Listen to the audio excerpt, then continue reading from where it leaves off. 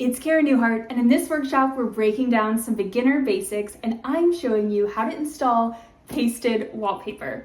Wallpaper is a great way to add personality, texture, and color to your spaces, and it's way easier to install than you think.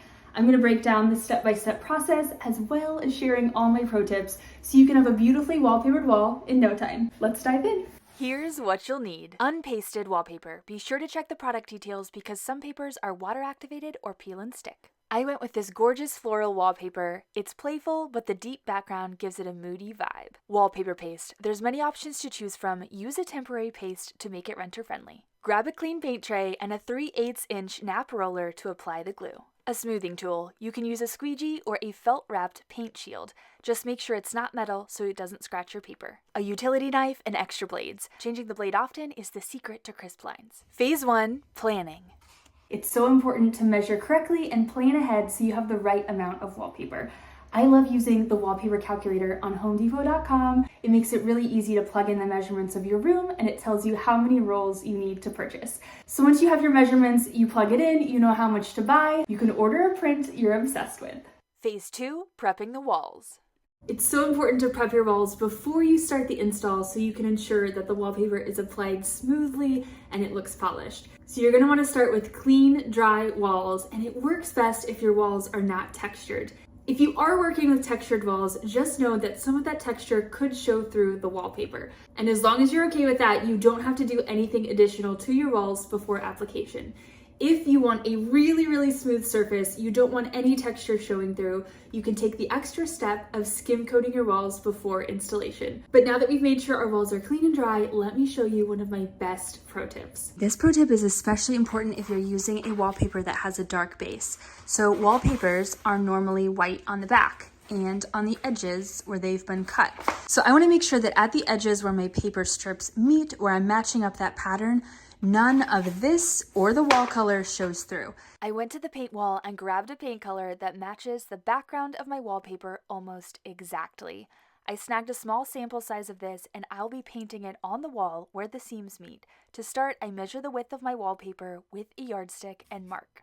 Holding my pen on this mark, I slide the yardstick down the wall, creating a line. This is where my wallpaper seams will meet. Next, I apply a thick swatch of my paint color across the line, just to make sure it's fully covered. I measured and did this for each seam. These lines will need to dry, so let's go prep the wallpaper.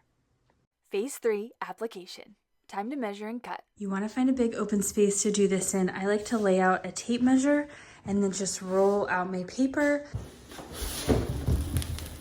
So my wall's 9 feet tall, but I'm gonna cut it at 114 just to give me a little bit of extra to work with. You can cut with scissors or a utility knife, and be sure to protect the surface below. So now it's time to apply the glue to our wallpaper. There's lots of methods of applying the paste, but my favorite is a paint tray and a roller. Just pour the glue into a clean paint tray. We'll refill this as we go. Different wallpapers have different instructions for applying the glue. For the paper I'm using, the glue needs to be applied directly to the wall, but for some papers, you'll actually be applying the glue to the paper first. To do this, roll your wallpaper out on a protected surface. Roll glue onto the back. Next, you'll fold the ends of the wallpaper towards the center so the glue sides are together as you bring it into space to apply it. If your paper's like mine, just generously coat the wall in glue and then stick up the first panel. If you have a geometric print or one with lines, you might want to use a laser level to get this straight. Floral prints are very forgiving, so I'm just eyeballing. Starting at the top, leave a few inches extra on the top and about an inch extra on the sides. Start pressing the paper against the wall. Then take your smoothing tool and smooth the paper starting in the center, downwards and outwards towards the edge. This helps get out all the little air bubbles and ensures your paper is securely attached to the wall and smooth. Work your way from top to bottom, ensuring the full panel adheres well. Next, take your smoothing tool or a straight edge and press it into the corner where the ceiling meets the wall. Using this as a guide, cut along the edge to remove the excess paper. Do the same thing along the sides, and don't forget the bottom along the baseboard or trim. Smooth the edges to secure after you make the cut. The first panel's up, and pro tip, I like to let this one dry a little bit before I start adding the second panel. That way they're not both wet and sliding all around. So for panel 2, the most important thing is measuring and pattern matching. If we were just to cut a panel the length of the wall, the patterns might not line up. So we want to dry fit the piece and cut it to make sure those patterns line up perfectly. here's my secret weapon. I'm using some painter's tape. I'm just gonna tape the wallpaper up so the patterns match up, then I'll roll it out and cut it where I need to. I'm holding the wallpaper up to the wall and pattern matching along the left edge. If you have a lot of overhang of paper at the top, cut it down to about 6 inches so it's easier to work with. I have the next panel taped up using delicate painter's tape. I made sure to match the pattern on the left. Next, you can cut the panel to size at the bottom, leaving yourself about 4 to 6 inches extra. Once it's cut, it's time for more glue. Just apply a thick coat all over the second section where this panel's gonna go. With the glue on, start at the top and match that pattern on the left-hand side as you stick up the panel. It might take a little repositioning to get it exactly in place. Once it's set, you can again smooth using your smoothing tool, starting in the center, pressing outwards and downwards. Sometimes you might feel pockets of glue as you're smoothing. Try to get them as even as possible and press any excess out into the edges. Cut around any tricky areas like switch plate covers, or in this case, a pipe cap. I'm just cutting the paper slightly smaller than that ring and tucking it behind for a finished look. You want to wipe any excess glue quickly with a damp towel before it dries because this can soak in and change the look of your wallpaper.